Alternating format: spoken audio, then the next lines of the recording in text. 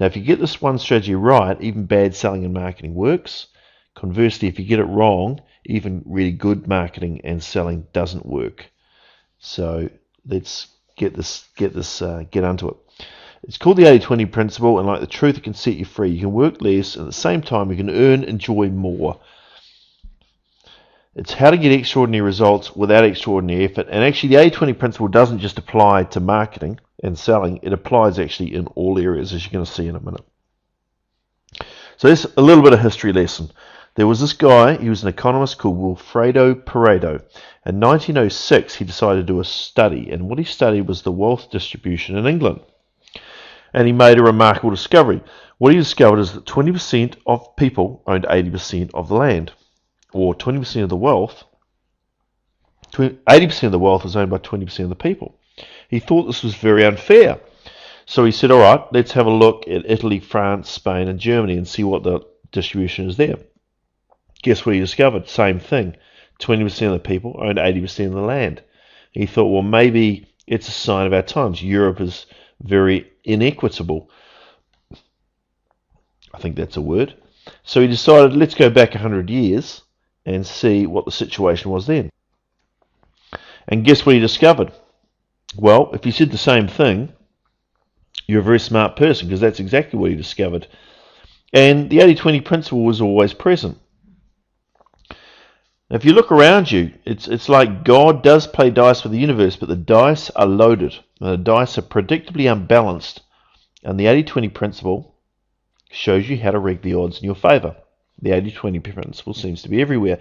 Now, it's not everywhere, but it's a lot of places. So if you went to a casino roulette wheel, and it's going to be even there, but imagine in the ball going round, imagine if it was landing on 20% of the numbers 80% of the time, and you started to cotton onto this, you would start to make a lot of money if you kept placing your money on the 20% of the numbers that the ball kept landing on. That would be kind of cool. Now, it doesn't happen on a roulette wheel, but I can tell you it certainly happens in marketing. But first, we need to see the world through 80-20 glasses. Instead of seeing everything superficially, we need to be able to see through the surface, through into what is really happening. So let's have a look. We know that 20% of the people are getting 80% of the wealth. That's just a fact of life. Have a think about this. With your customer base, people who have a large size customer base, it's probably more of an accurate representation, but are 20% of your customers giving you 80% of your revenue?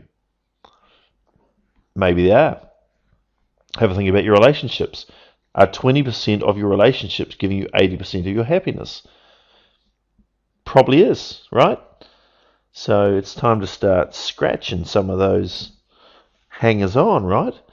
But anyway, you can do what you want. But if you start to notice this 80-20, it pervades every area of our life. These are some real stats, but did you know 20% of the criminals create 80% of the crime? Have a think about your carpet. 20% of the carpet gets 80% of the wear. Your clothes. Have a look at your wardrobe. Think about your wardrobe. Do you notice that some of the clothes you tend to take out and wear 80% of the time? And yet there's other clothes in there which haven't seen the light of day for years. Yet you still keep them just in case they might be useful. But man, that shirt your mother bought you 5 years ago has not been out for a wearing in quite some time. And probably for very good reason. We notice you're wearing the same clothes all the time. You probably don't even think you are. It's pretty obvious to everyone else. 20% of the authors make 80% of the money. And on and on and on it goes. This 80-20 is everywhere. And here's what people think happens before they put their 80-20 glasses on. They think, oh yeah, these causes create this effect. But with your 80-20 glasses, you start to see things for real. And you start to notice the correlations. You start to notice that in all these situations, there's a vital few things that have a big impact, and there's trivial many causes which have very little impact at all. And the secret to the 80-20 is, firstly, identifying what are the vital few things that have the big effects and doing more of that and less of the trivial. So, have a think for your business. If we didn't have our 80-20 glasses on, we might say, right, all our clients produce this much revenue, But if we were looking at more accurately with our glasses on, we would say these people, this 80%, produces this much revenue, and 20%, a small number of our clients produce this much revenue. So the question is, if this is what is really happening when we've got 80/20 glasses on, are you thinking what I'm thinking?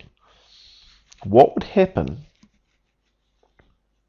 if we were to identify the best clients, the top 20%, which happen to be sitting at the bottom, of course, and we were to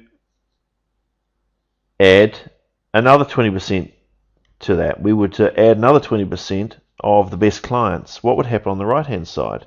So now it becomes 40% of our clients are really good instead of just 20. 60% are okay or poor. Bang. The profits go through the roof. The sales go through the roof. And just have a think, in a real situation, is that what would happen in your business? If you just picked out your top clients and you had more like those, what would happen to your enjoyability? That's probably not a word, I know, but enjoyment. What would happen to your enjoyability sounds actually better. What would happen to your profits?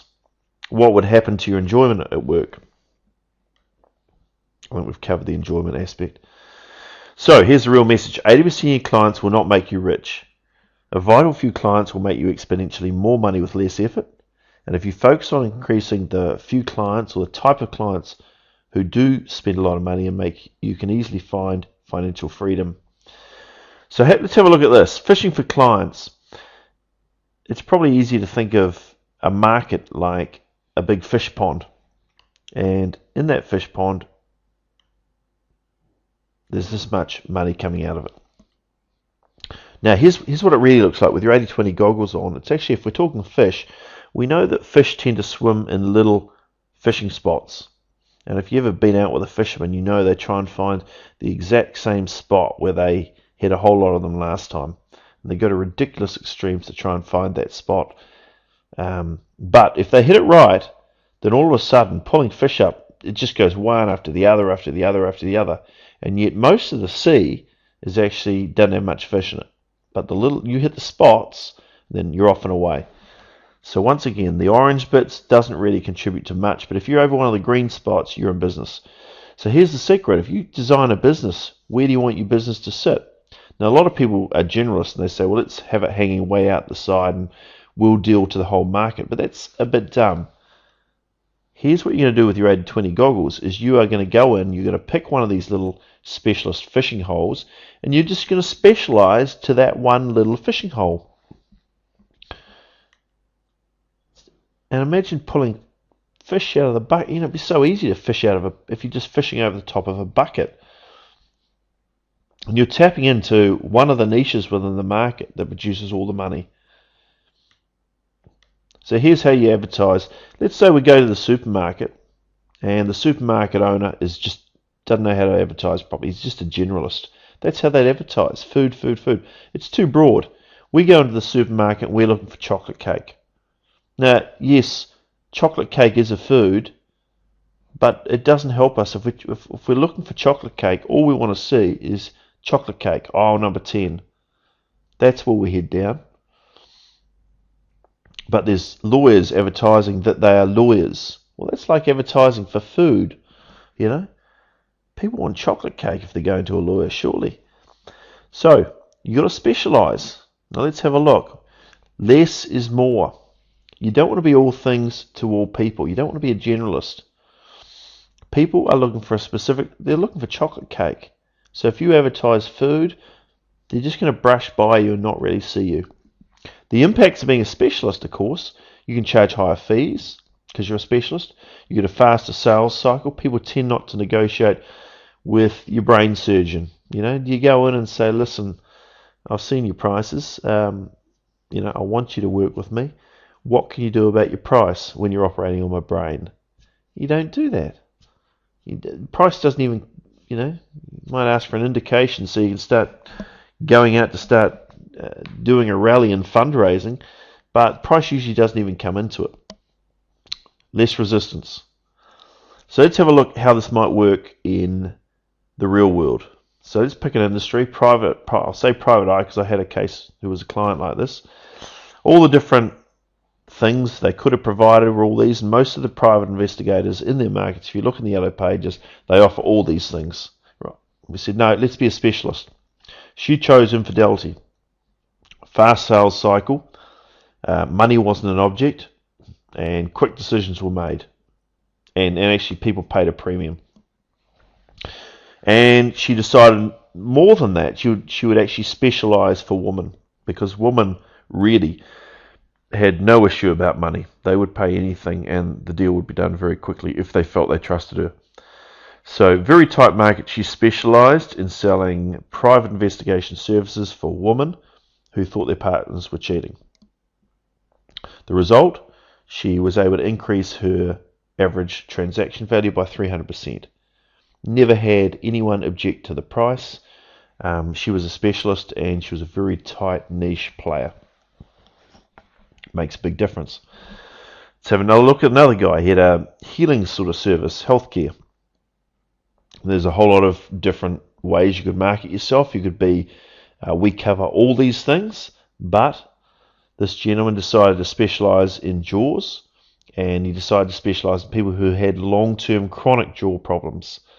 And once again, he was able to take these people because they were quite happy to be put on a long-term program, whereas the acute people, the pain comes on quickly and they expect it to be treated quickly. He wanted to deal with people who had more of a long-term approach, and he would put them on a 6-month program. Increased his transaction size by 300% because he was dealing with the right type of customers, the 20%ers who spend 80% of the money. So the real message here, 80% of your market will not make you rich. There's a vital few pockets of the market that will make you exponentially more money with less effort. If you focus on the vital few by being a specialist and doing everything you can to be attractive to the vital few, you can easily earn more and work less.